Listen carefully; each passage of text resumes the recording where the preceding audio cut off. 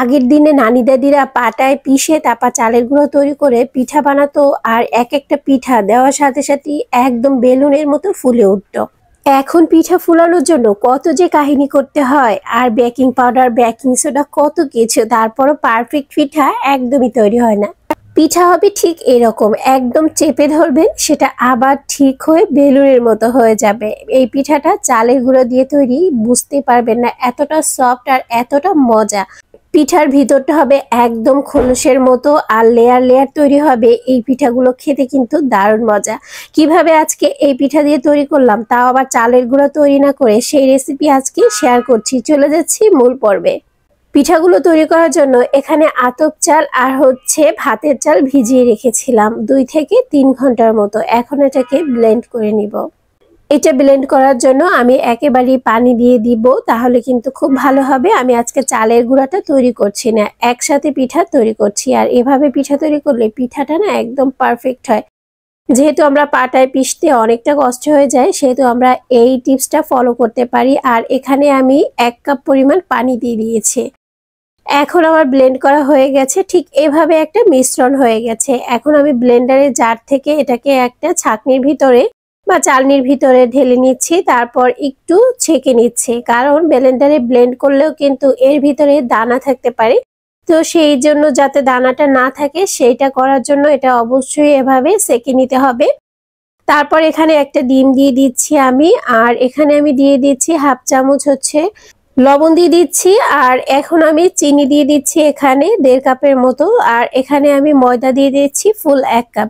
চিনিটা আপনারা বাড়িয়ে বা কমিয়ে নিতে পারেন। আমি মাঝামাঝি পর্যায়ের একটা চিনি নিয়েছি। 1 কাপ বা 1.5 কাপ চিনিতে একদম পারফেক্ট হয়ে যাবে। হ্যান্ড উইচের সাহায্যে একদম ভালো করে মিশিয়ে নিতে হবে।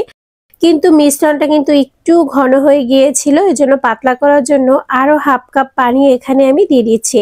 পানিটা পর্যায়ক্রমে দেওয়ার চেষ্টা করবেন, তাহলে এই যে ডোটা হবে সেটা কিন্তু একদম পাতলা বা ঘন হবে না। মাঝামাঝি পর্যায়ের একটা ডো তৈরি করে নিতে হবে বা মিশ্রণ তৈরি করে নিতে হবে। যেহেতু ডিম দিয়েছি, ডিমের ফ্লেভারটা যাতে না আসে সেজন্য ভ্যানিলা এসেন্স দিয়ে দিচ্ছি আমি 1/2 চামচের মতো। অবশ্যই এটা ট্রাই করবেন, খুব সুন্দর একটা পিঠা থেকে ফ্লেভার আসবে, খেতেও কিন্তু খুবই ভালো লাগবে। আর ডিমের স্মেলটা একদমই আসবে না। আমার বাসায় ডিমের স্মেল কেউ পছন্দ করে না, সুতরাং আমার এটা করতেই হতো। যারা ডিমের স্মেল পছন্দ করে তারা একদমই এটা স্কিপ করতে পারেন। এখন একটু দেখিয়ে দিচ্ছি মিশ্রণটা কিরকম হবে। এই যে এরকম হবে ঠিক মিশ্রণটা। এখন ভাজার জন্য চুলায় চলে যাচ্ছি আর কড়াইয়ে তেল গরম করে নিচ্ছি। তেলটা একটু চেক করে নিয়েছিলাম।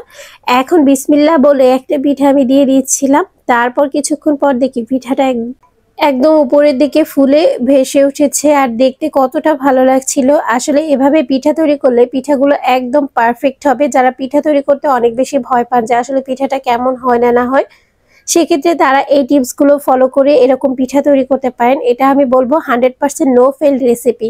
দেখা যায় অনেক সময় পিঠা বেকিং পাউডার বা বেকিং সোডা দিয়ে ফুলানো যায়, কিন্তু ভিতরে শক্ত হয়ে থাকে, খেতে একদমই ভালো লাগে না। সেক্ষেত্রে এই টিপসগুলো ফলো করে, এই রেসিপি ফলো করে পিঠাটা একবার হলেও তৈরি করে দেখতে পারেন। পিঠা হবে একদম পারফেক্ট, আর আপনার কিন্তু মানিজ্জাতটাও বেঁচে যাবে। পিঠা ভালো না হলে কিন্তু প্রেস্টিজের একটা বিষয় আছে, তাই না? তো সেই জন্য কিন্তু এই টিপসটা অবশ্যই ফলো করতে পারেন। আর এক একটা পিঠা দেখুন কতটা সুন্দর হয়েছে। তো আমি সবগুলো আর দেখালাম না, এক এক করে সবগুলো ভেজে নিয়েছি। আর এই যে দেখুন পিঠাটা একটু চেপে ধরছি, আর কত সুন্দর এটা একদম ফুলকো হয়ে গেছে, আর ভিতরটা কিন্তু অনেক বেশি ফ্লাফি হয়েছে। আর এভাবে পিঠা তৈরি করবেন আর বাসার সবার কাছ থেকে তো প্রশংসা পাবেনই, আর সাথে কিন্তু টেস্টটাও অনেক ভালো পাবেন। তো রেসিপিটি ভালো লাগলে অবশ্যই লাইক কমেন্ট শেয়ার করতে পারেন, আর বেশি ভালো লাগলে ভিডিওটি শেয়ার করে দিতে পারেন। আর এরকম নিত্য নতুন ভিডিও পাওয়ার জন্য আমার পেজটি ফলো দিয়ে কিন্তু পাশে থাকতে পারেন। তো ভিতরটা তো আমি আগেই রেখেছিলাম, এখন একটু ভালোভাবে দেখিয়ে দিচ্ছি। তো পিঠাটা অবশ্যই বাসায় তৈরি করবেন, আর কেমন ফিডব্যাক এসেছিল আমার সাথে শেয়ার করতে অবশ্যই ভুলবেন না। তো আজকের রেসিপি এই পর্যন্তই। নেক্সট রেসিপি দেখার আমন্ত্রণ জানিয়ে আজকে এখানে বিদায় নিচ্ছি। সে পর্যন্ত আপনারা সবাই ভালো থাকবেন, সুস্থ থাকবেন। আসসালামু আলাইকুম, আল্লাহ হাফেজ।